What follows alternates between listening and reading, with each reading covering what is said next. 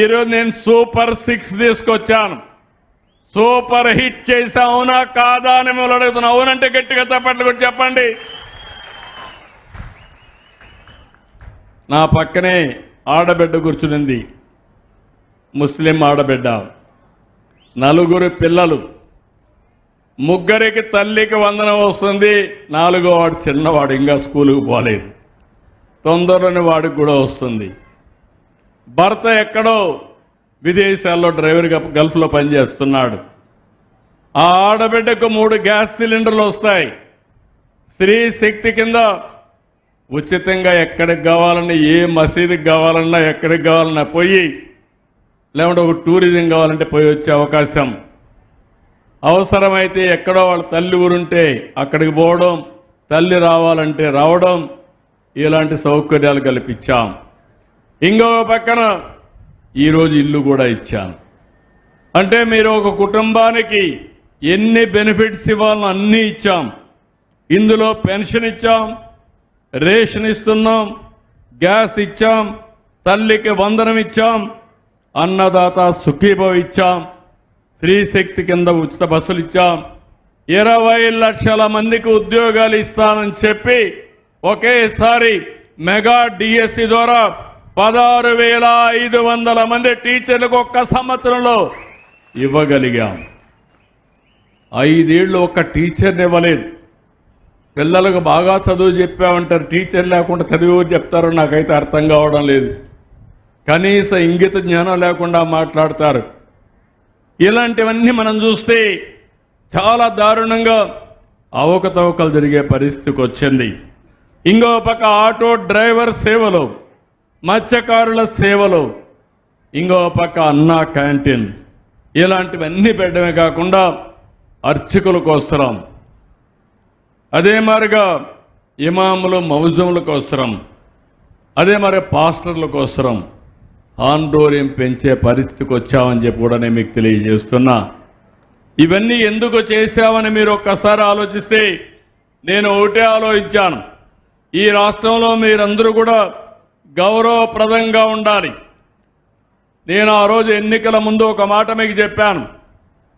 ఆ రోజు చెప్పింది, నేను మిత్రుడు పవన్ కళ్యాణ్ గారు జనసేన అధినేత, అదే మరిగా బీజేపీ ఏదైతే నరేంద్ర మోడీ గారి ఆధ్వర్యంలో ఉండే కేంద్ర ప్రభుత్వం, అందరం కలిసి మీ దగ్గరికి వచ్చాం. నేను ఒక మాట చెప్పాను, నాకు అనుభవం ఉంది, కానీ రాష్ట్రం దివాలా తీసింది, భ్రష్టు పట్టింది. ఈ రాష్ట్రాన్ని మళ్ళీ బాగు చేయాలంటే అందరి సహకారం కావాలి. అందుకే కలిసి వచ్చాం, ఆశీర్వదించండి. ఇది నా కోసరం కాదు, ఈ రాష్ట్ర భవిష్యత్తు కోసరం. అదే మాదిరిగా మిమ్మల్ని అడిగింది నేను, ఈ రాష్ట్రాన్ని పునర్నిర్మాణం చేస్తాం, పూర్వ వైభవం తీసుకొస్తాం. ఒక పక్కన సంక్షేమ కార్యక్రమాలు ఎప్పుడూ ఇవ్వని విధంగా సూపర్ 6 కానీ మిగిలినటన్నీ ఇస్తారని చెప్పాను. ఇబ్బందులున్నాయి, సమస్యలున్నాయి, చెప్పిన మాట నిలబెట్టుకోవాలి. కాబట్టి ఏదైనా పర్వాలేదు, నేను వచ్చిన మొదటి నెలే పెన్షన్లు పెంచి, అది కూడా పింఛను ఏప్రిల్ నుంచి ఇచ్చానంటే అది నేను మీకు ఇచ్చిన మాట, ఆ మాట నిలబెట్టుకున్నానని చెప్పి నేను మీకు తెలియజేస్తున్నా. అన్నీ కూడా ఇస్తూ వచ్చాం. నాకు సమస్యలు ఉన్నాయి. అయితే ఇంకొక మాట కూడా చెప్పాను, ఇవన్నీ జరగాలంటే ఆదాయం పెరగాలి, సంపద సృష్టించాలి, దానికి కూడా దోహదం చేస్తానని చెప్పాను. దానికోసం ఈరోజు మీరు ఆలోచిస్తే 18 నెలల్లో 10 లక్షల కోట్ల రూపాయలు పెట్టుబడులు వచ్చాయి. ఒకప్పుడు పెట్టుబడి పెట్టాలంటే పారిపోయారు.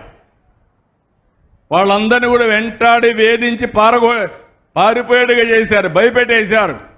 మనకు తెనాలి రామకృష్ణుడు పిల్లి కథ జ్ఞాపకం ఉంటుంది మీకు. ఆ పరిస్థితి తెచ్చారు.